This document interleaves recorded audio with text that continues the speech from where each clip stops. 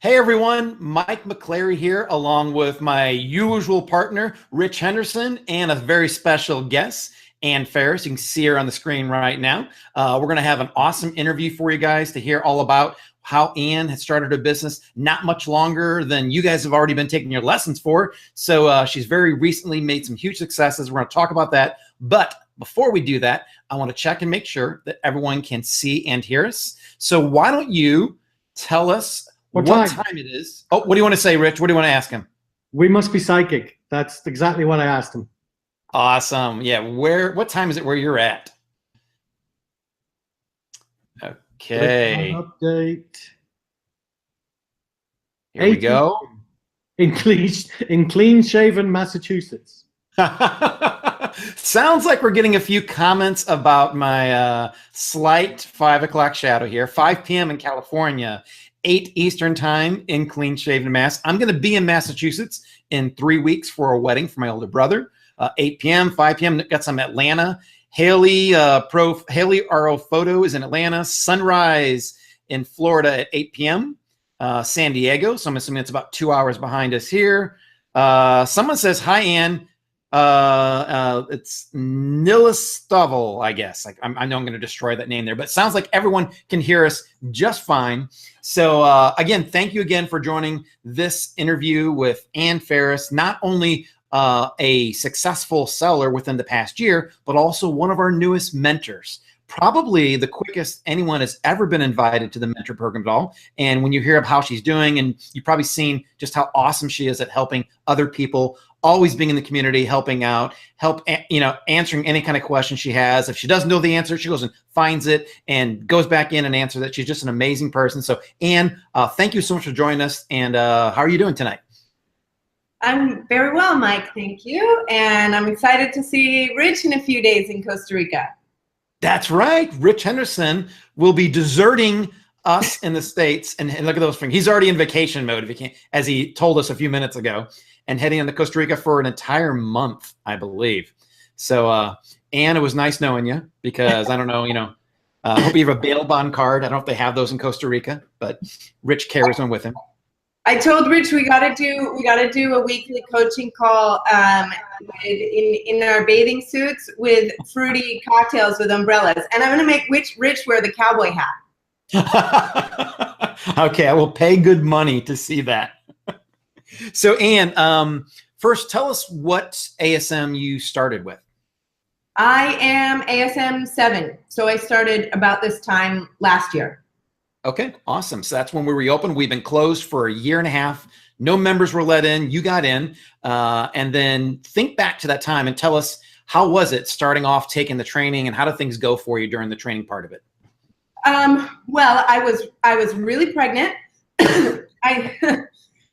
So hormonal a little bit as well. And my son was just over a year old.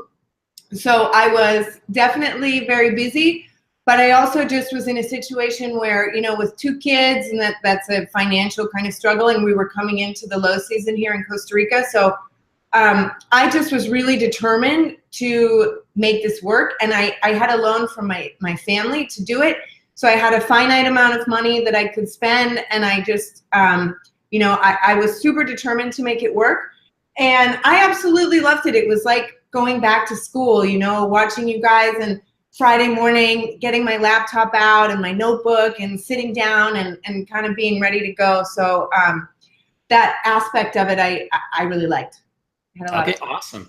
And just so you know, everyone on this call right here is right in the middle of module 4. So, I know we start talking about product selection now in module 1 and suppliers in module 2, but most people probably don't have their product picked out right now. So at this time in the course, did you have your product selected, or were you still looking? I did not have my product selected yet. I had an idea of what I wanted to do. I spent, I think, maybe 2 weeks looking for my product. And then for me, choosing the samples, it took a bit longer for samples to come to Costa Rica. So it took me a while to get my samples, and my product had some restrictions with it. So for me, I got to module 4, and that for me, I stayed at module 4 for a few months. I looked ahead a little bit, and then I realized, I don't want to go ahead in the lessons because I'm going to overwhelm myself. And, I just kind of took my time and tried not to worry about watching everyone else's posts about having their products delivered and going live and everything. But it's definitely, this is a marathon and not a sprint. And, you get there when you get there. And what I've said to friends of mine who are doing the course is, the whole reason that you choose to do this business is that you can do it on your own time. You can watch the course on your own time.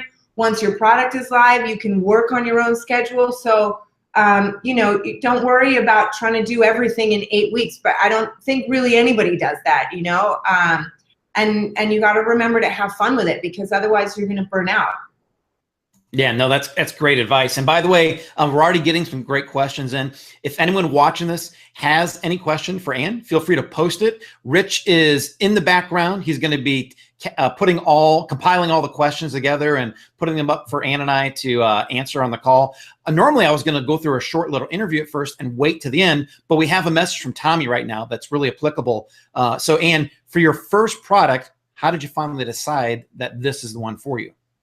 I was completely unsure if it was going to be the one for me. I chose it because it's something that I had actually wanted to use and that I knew about, and it was in a niche that I liked. What made the final decision for me was ordering samples.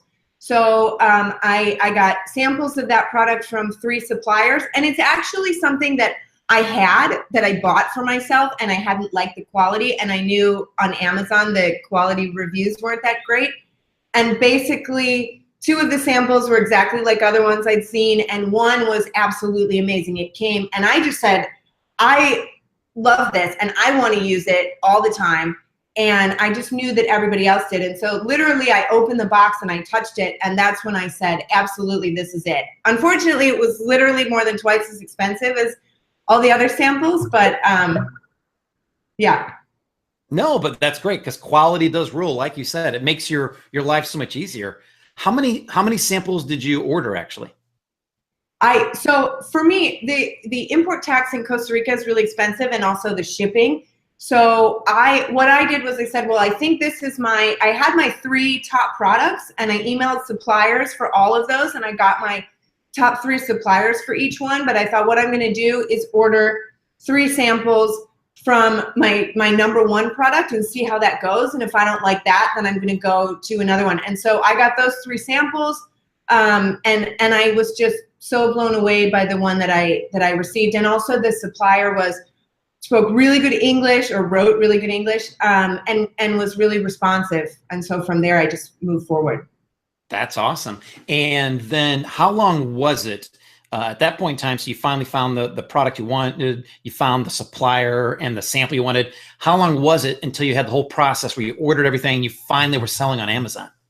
So one of the things with my product is that the production time is about 8 weeks, because we start way at the beginning of the cycle of the product. So they're actually making it when I order it. So, and I air shipped. I still actually air ship everything because the production is long and I have so much demand. But my product arrived to Amazon on October 18th, I think it was. And then I did a giveaway and was waiting to get reviews, and it was about November 1st when I got my reviews, and then I started selling. But in the meantime of that, what I did was, I had some certifications that I needed that I had to look through, and I had to design some warning labels, product labels, my packaging. And it was actually a blessing in disguise, because it really gave me time to focus on my branding. So my product is more expensive. It sells for $60. And so I knew that I had to have a decent website, because I thought people actually might be going to my website. And what I found is a lot of people do. Now, I have my website designed for $200 on Fiverr. But I wrote all the content. I did all the pictures. I got it done cheaply, but it just took a lot more input from me. But I focused on, designing my packaging, doing my labeling, building a little bit of a social media presence in that time, so that when my product got to Amazon, everything was ready.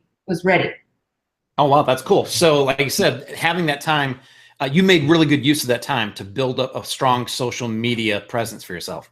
Yeah. So what types of social media did you find work best for you? Well, I have the Facebook brand page, and I use that because I think a lot of people will look at your Facebook, when they first find out about your product. Facebook is something everybody knows that they have. And so people who've bought my product will then like my Facebook page. What I do find with Facebook, is that unless you're paying for it, new people aren't going to find your Facebook page. And Facebook, I think, you don't get any reach unless you're paying for it, and I find it a little bit complicated. So I like to keep things simple. And Instagram I love, and I really like images, and I have the beautiful backdrop of Costa Rica. So I use Instagram, and you can get reach to tons of new people just by using hashtags. So people who've never seen your brand before will see you via the hashtag. And so I've gotten people who found me that way. And then for me, YouTube was a huge surprise. My product needs a video tutorial. I have an instruction manual, but it's hard to show how to use it on in pictures. So I made 3 video tutorials, and I thought they were just going to be seen by people in my instruction manual. I have a QR code that says, check out our video tutorials here. And I thought those were going to be the only people who saw it. I didn't do any paid anything. The videos I shot on my camera in my front yard. I paid someone $5. It was $10 for 3 videos to get them edited. And actually what happened was then I just put them up there and I didn't think about it. And I got a new computer at Christmas. So my product went live. I made the videos in October. My product went live. In December, the end of December, I got a new computer, and I guess the settings were different, and I get a notification from YouTube, someone subscribed to your channel. And I'm like, oh, that's awesome, someone subscribed. I go and look, and I had like 60 subscribers, and on 2 of my videos, I had over 12,000 views each. That is incredible. Yeah. Wow. And like you said, no paid YouTube advertising. Nothing. And now I have in total over 70,000 views across my 6 videos that I have. And I get a ton of people who message me, and they're saying they like my product, or they connect with me on Instagram. I'm like, oh, check out our YouTube videos. They're like, no, that's how I found you. So I'm making notes over here, by the way, because this is great stuff, and I love learning new things. Let's stick with YouTube, because I'm gonna try this stuff myself. So your videos are really being shown to people. You wrote them mostly, or created them for instructions, but they're getting shared organically. Have you created any with the intention of actually having a sale maybe and sharing coupons or promotions with people? I have not. Part of the reason I haven't about coupons is that I try to keep my brand a little bit on the more kind of luxury side. So we actually don't run any coupons. I never do discounts. I do a 20% discount to people who bought from me before, if they want to buy again. But what I do think is great with the YouTube videos, and I think they really work if you make the title, so how to use this. So it's a title that if someone's searching in YouTube to find out how to do something, that they'll see what your video come up. So I don't mention my brand, X brand how-to video or whatever, instructional, blah, blah, blah. But, and the other thing that I think is great, I get super embarrassed making the videos myself, and I procrastinate. And then before I do it, I get nervous and shaky and sweaty. But once it's over, I always love what comes out. But I think when you make your own videos, you're telling people who you are and your brand story, and people can really connect with that. You can show your family, you can show your hometown. I film mine out, by palm trees, so that you see Costa Rica, and people see me, and then they think, I think one thing people love on nowadays is buying from small family companies, feeling like they're really helping people out, versus buying from random Chinese sellers or huge faceless companies that are destroying the environment or whatever. You can really, if you're the one making the video, you can tell your story. And you don't have to be a professional, and you don't have to have a white screen or whatever. You can make a video like we're making right now, and you just be yourself, and that's what people want to see, I think. That is awesome. Well, you're proving that's definitely what they want to see. So, you mentioned that you got a lot of like get your first sales, your first reviews going sometime around November, and things started taking off. Did you how many units did you order for your first order? So my products they cost $20 each, true cost, getting to Amazon, packaging, labeling, everything. So I only ordered 300 units,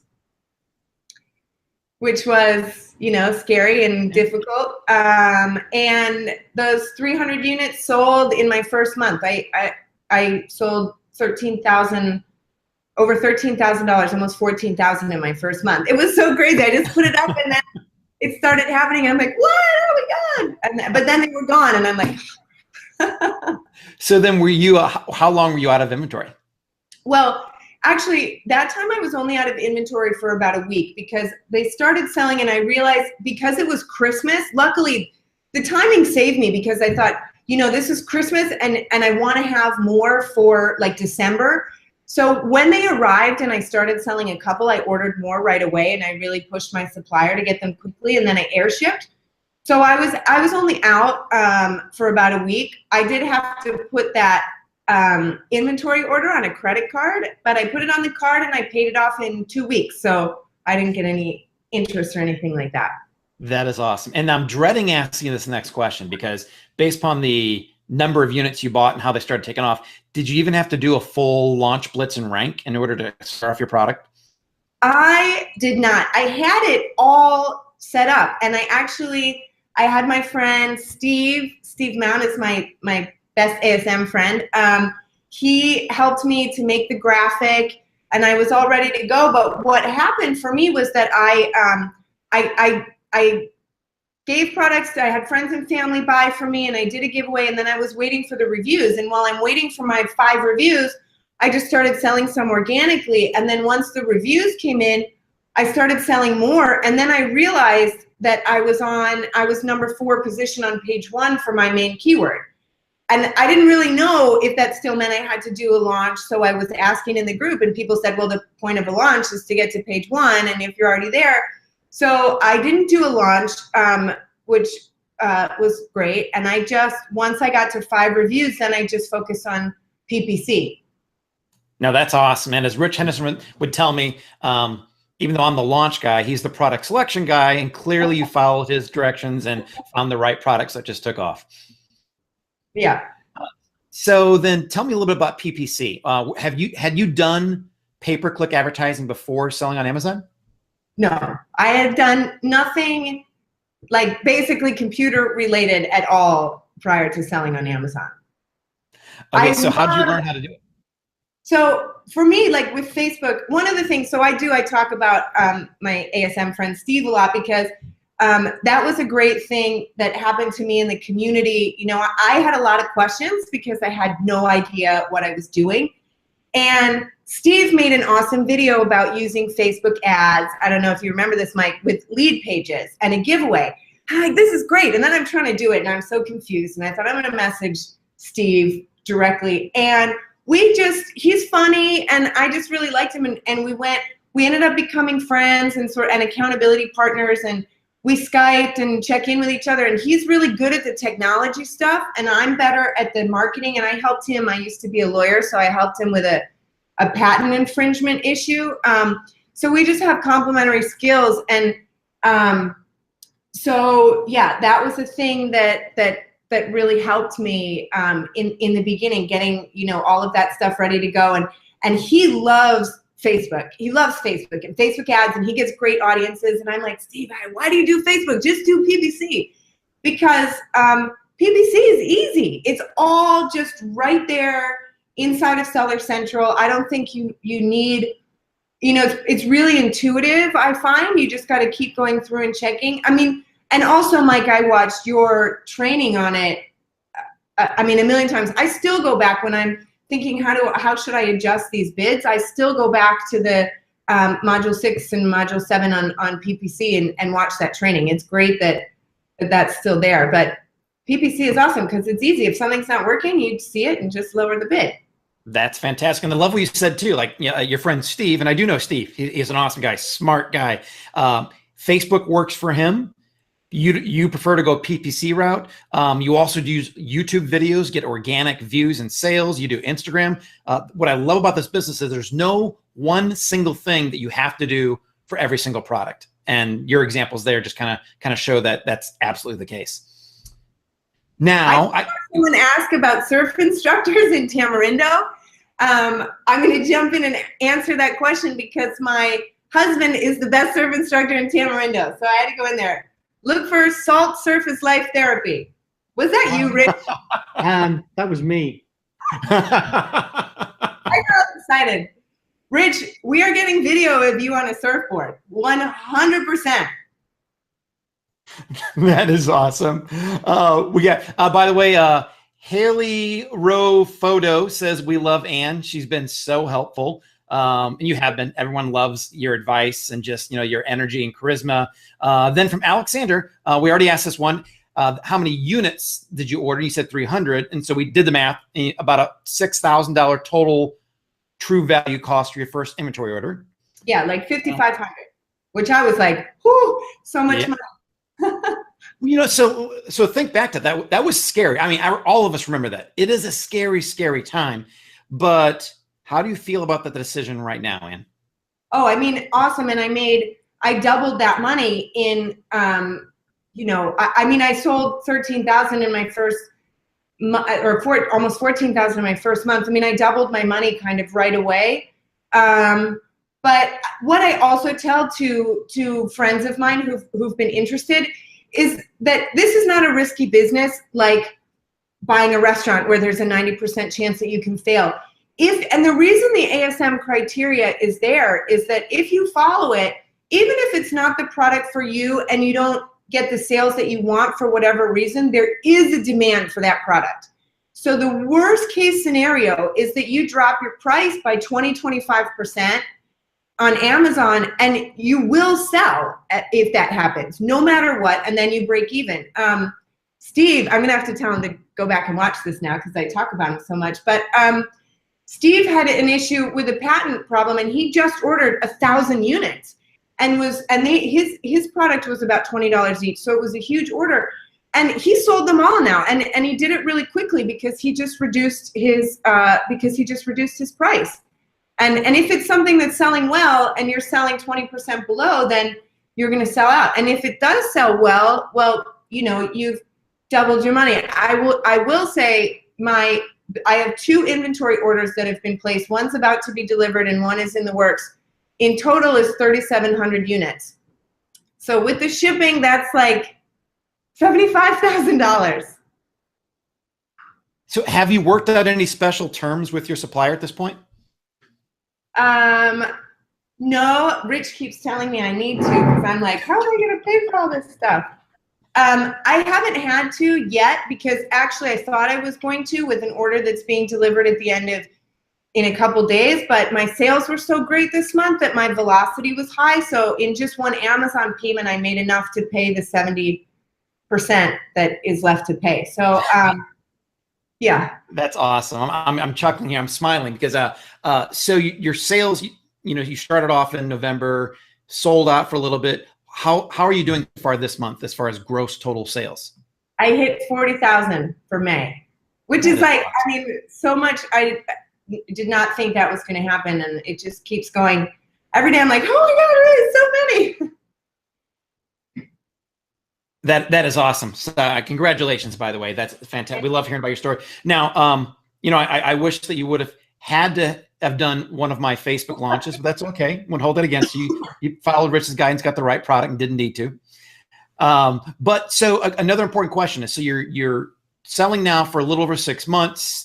Things are going great. You're up to 40K a month in sales. How many products do you have right now? I just have one product. I have one product and 3 variations, and I'm adding 2 more variations. Now that's kind of where I'm struggling because when I add the variations, my sales go up, but that also means more expensive inventory because you've got to have, if you're 400 or 500 in one and then 400 and 500 of the other. So I'm trying to figure out, for the seasons, which variations will have the highest velocity sales and how many that I can afford to keep in, and that's what I'm working on. But you know, I've made a bunch of mistakes and had a bunch of learning curves. I was out of inventory for a month, 32 days. I just came back in stock on the 27th of April because of Chinese New Year. And so that's one thing I will say, if you're sourcing in China, get a calendar of the Chinese holidays. So you know, because there's another one there was one in like October, November, right, as well. I should know that now that I'm saying it, but because you want to make sure that you get your orders placed before that.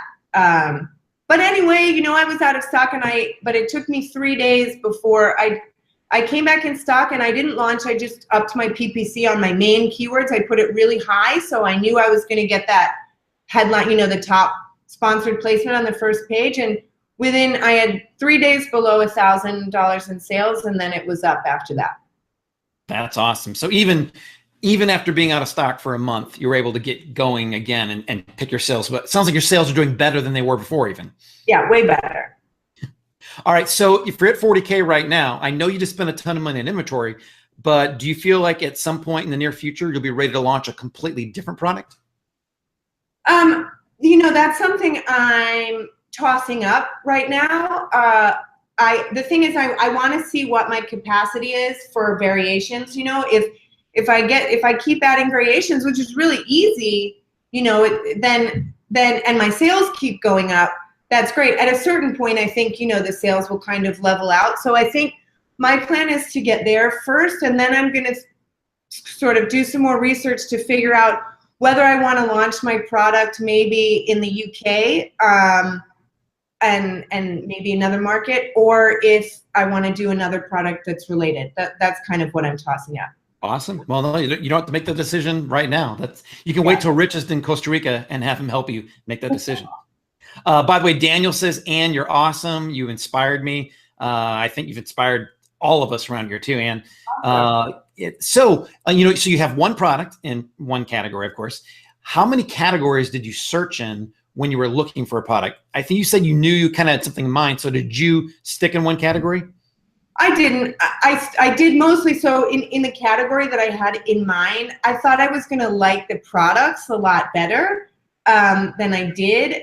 So I went through that one category all the way through and made my list. And then I went through a few other categories, not as in depth, just kind of, you know, looking for a couple of other things to add to my list. But my first choice category, I literally, you know, spent a few days going all the way through up to the end of the BSR range. Okay, good deal.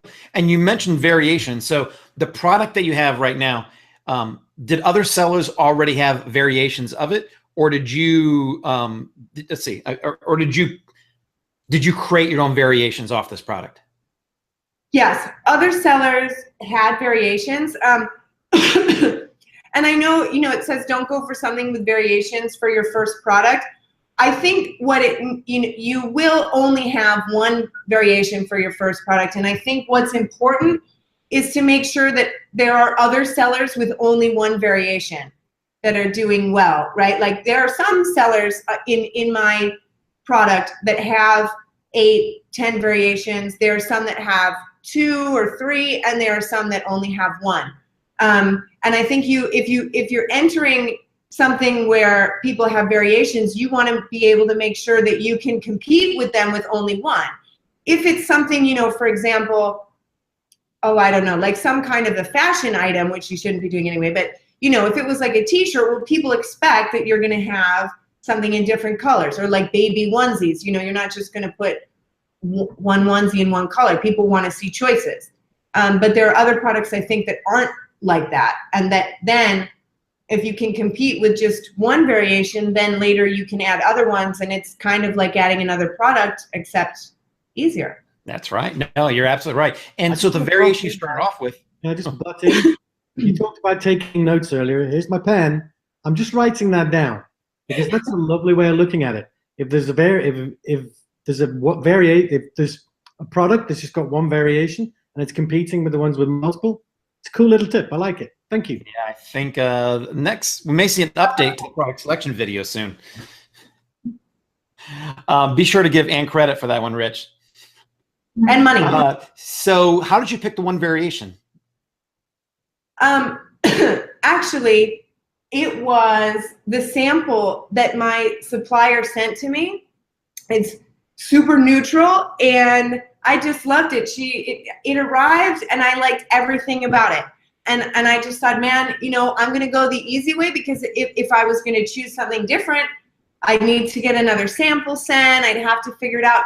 And I just loved what she sent, and actually didn't look very much like the other products, you know, and it was a different color. And yeah, I loved it. And I kind of, my product is marketed to people like me. And so, yeah, I just went with it and said, I want this, absolutely everything the same. And that is by far my best seller.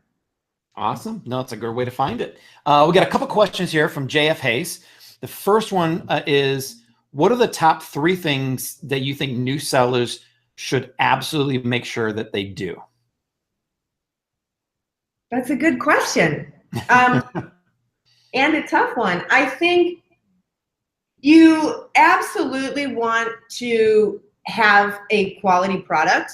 I think you really want to have something, you know, reviews are everything on Amazon nowadays. When there's, you know, 10 sellers or 20 or 30 sellers selling very similar products, you know, you can stand out in reviews, and if you get bad ones, you know. So I think you want to go with a product that you really believe is great, or that you can improve in some way. You know, have quality and believe in quality. And what I will say with that as well is, if you make it better, if you spend more money to make it better, you can charge more. So my product, there was nobody selling specifically the thing that made my product better. And mine was way more expensive, and originally I was going to sell at a lower price. And I actually went in, I started selling at 40, because most of the other sellers were between 25 and 40. And a friend of mine was like, but Ann, you paid for this. Like, you paid for this quality, charge. And then I made my price up to 50, and I started selling more. And then I changed my price up to 60, and I started selling more after that. And I haven't had one complaint about the quality of the item. And I think, you know, more and more people are willing to pay more for quality. No, that's great. And we do talk about quality all the time. So you've hit the nail on the head with that one. Yeah. And one of my other tips would be, tell your brand story. And it doesn't have to be some elaborate thing, but, you know, especially if you're marketing, especially if your consumer, your target market is someone like you, then they're going to relate to you. So tell your story, write blog articles on your website that are about you. I have a page that's a blog that's about me, my story. And man, I get so many emails from women who are like, wow, I love that you were a lawyer and moved to Costa Rica. And I'm like, wow, that's so weird. How do they know that? But people actually go and read this stuff, and that's what people identify with. Or if you're going to give back to charity, a percentage of your profits, you know, it's a tax write-off, and people love it. So you put your mission and post pictures. I actually, after SellerCon and Joey Coleman's presentation, which was about customer service, I redid my automated follow-up emails to make them more personal. And I put photos of the charity that I give to, and they run a school. So I put like the cute kids at the school, cute little Costa Rican kids. And since in the month that I've been back, I think I've gotten 26 reviews. Wow, that is awesome. Yeah. We should tell Joey Coleman about that. You'll be his next case study. No, but you know, I told you we should get him to do a webinar. I know, you're right. We are working on it. We haven't given up on that one. Speaking of your brand story, JFA has also asked, how did you come up with your brand name, and any advice on that? I actually have to change my brand name. Well, I don't have to. I'm making the choice to. So my brand name was pretty generic, something related to Costa Rica, with my product at the end. And my trademark application got denied. No one is saying that I'm, you know, breaking a trademark, and I'm not. And other brands use this name with their specific thing, like product after that, and nobody else is doing my product with my name. And so I could have appealed, but I thought it's too specific to only my product. And so I applied for a trademark with a new brand name, which is going to be my kids' names. Awesome choice.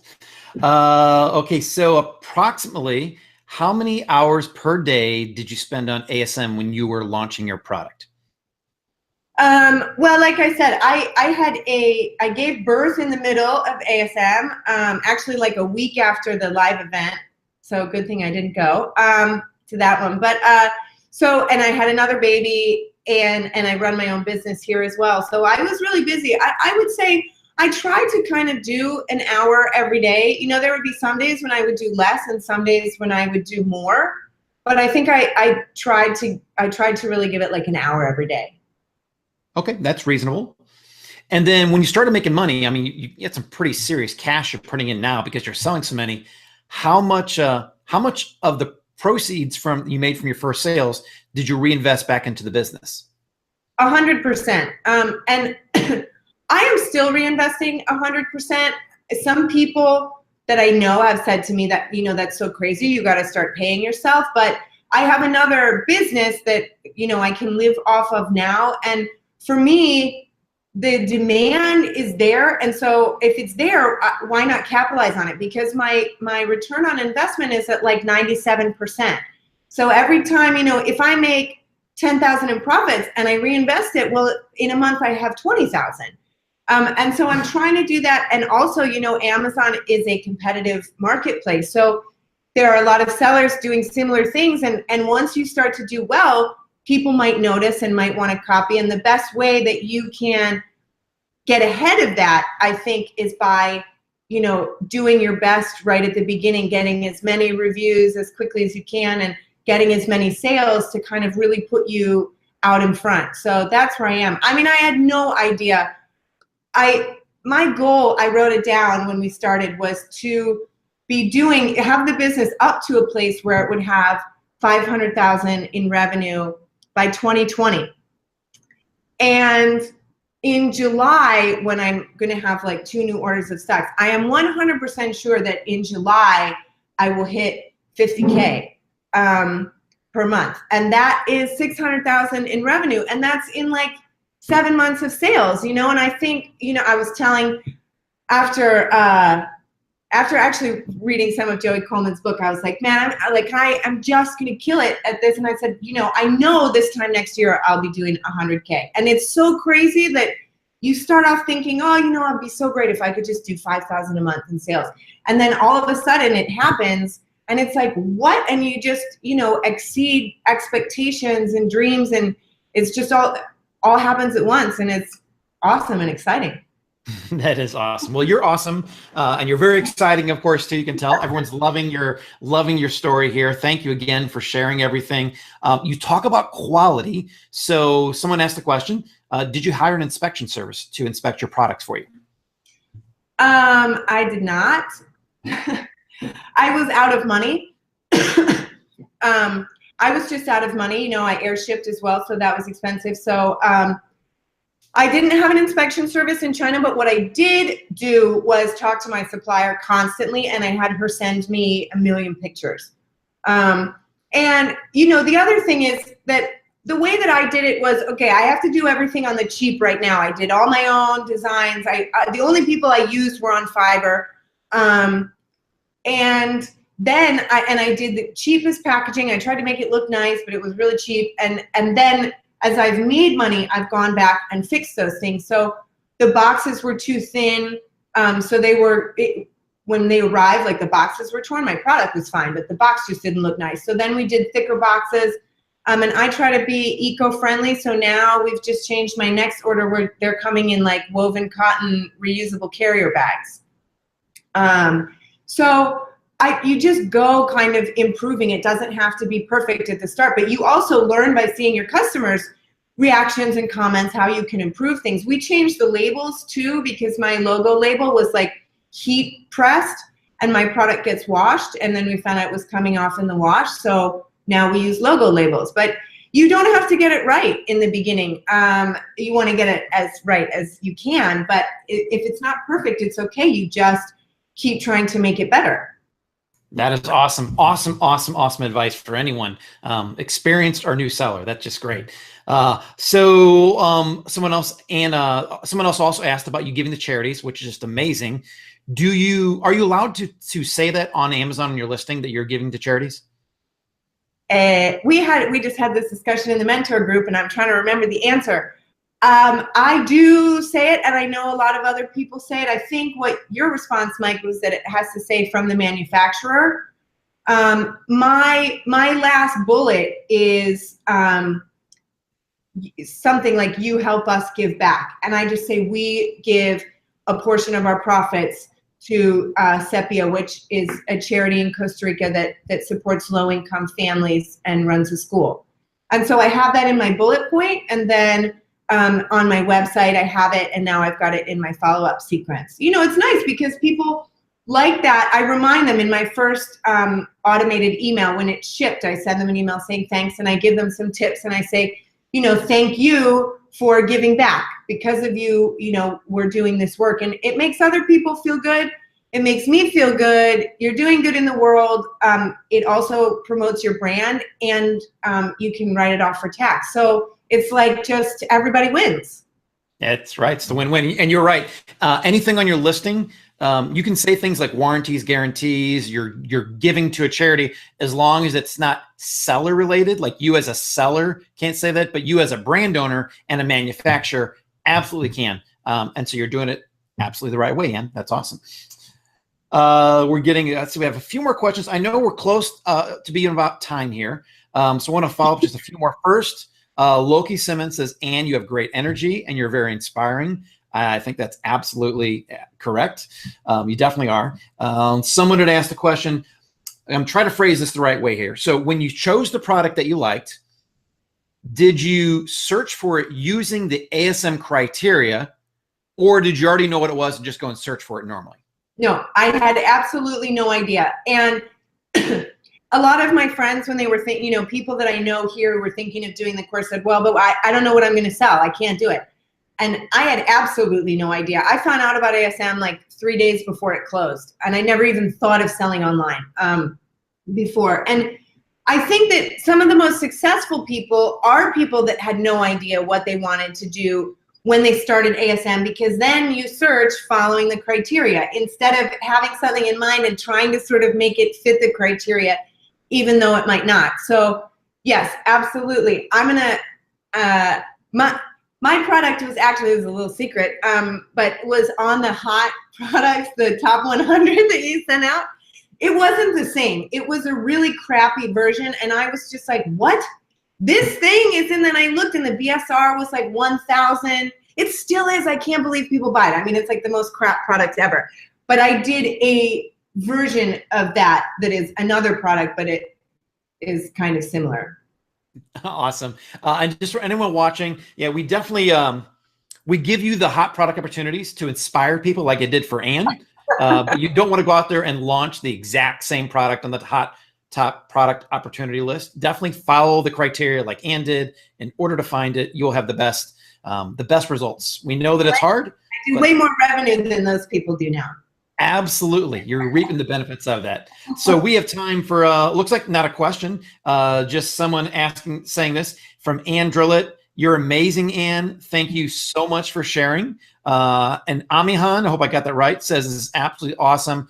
Thank you for all the great tips. I don't know, Rich, is there anything else you're seeing out there we want to ask before we go? We told Ann to be about 45 minutes. I know we're past that time or close to it. I think that's about it. Yep, that's about it.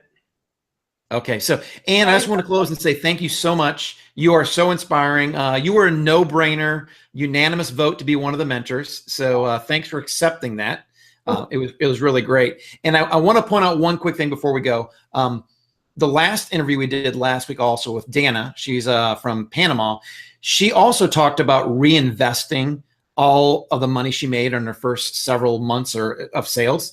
And Ann's talking about that too. So this is definitely, you know, one of the things I want everyone to consider on this call, and if you're watching the replay or the live version of this, is how quickly you want to grow your business. You don't have to do what Ann did or what Dana did or what several other people did.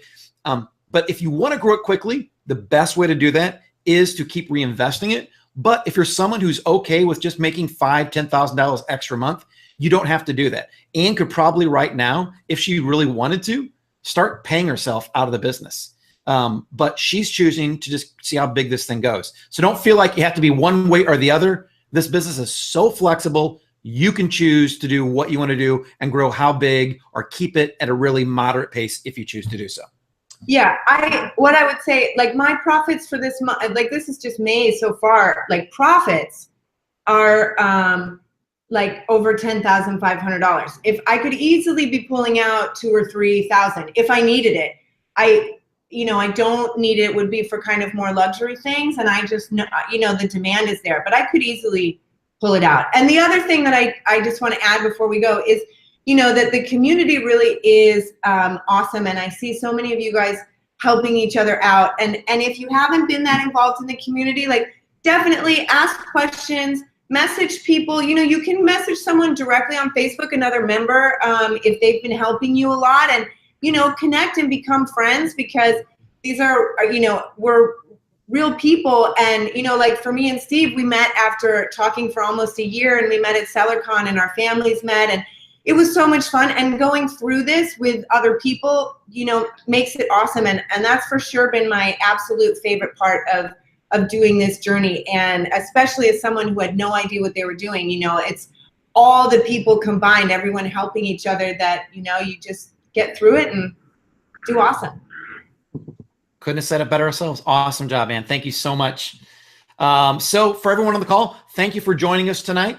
If you came in late, remember that this will be up in the community, or actually in your dashboard, by tomorrow morning. We have a recording of it so you can watch the entire thing. And also remember, this Thursday, we have our live coaching call in the afternoon. We're going to have another special guest on there as well. He's not quite as lovely or as pretty as Ann, but I guarantee you will enjoy it still and hopefully be inspired out of it. Yeah, Rich is shaking his head, but he does agree with me. But thanks to everyone. Ann, thank you so much. Rich, thanks for managing the back end there and make sure we get all the questions compiled. And Caleb, thank you. And we'll see everyone here on this call on Thursday, but I'm first going to let Rich say something. Yeah, I just wanted to thank Ann personally, and I'm looking forward to seeing you in 6 days' time. It's going to be a lot of fun. And also on the live coaching call, do not miss it on Thursday, because not only do we have a very special guest, but we're also announcing a couple of amazing bonuses that we're giving away to all our members. So make sure you don't miss it. The coaching calls and calls like this, they're so important to your success. So please don't miss them. Make sure you watch them. And yeah, I think we're all done. So you want to watch Rich do the coaching call in his Speedo with a fruity cocktail in 2 weeks. Not going to happen. We'll see you all on Thursday. So bye.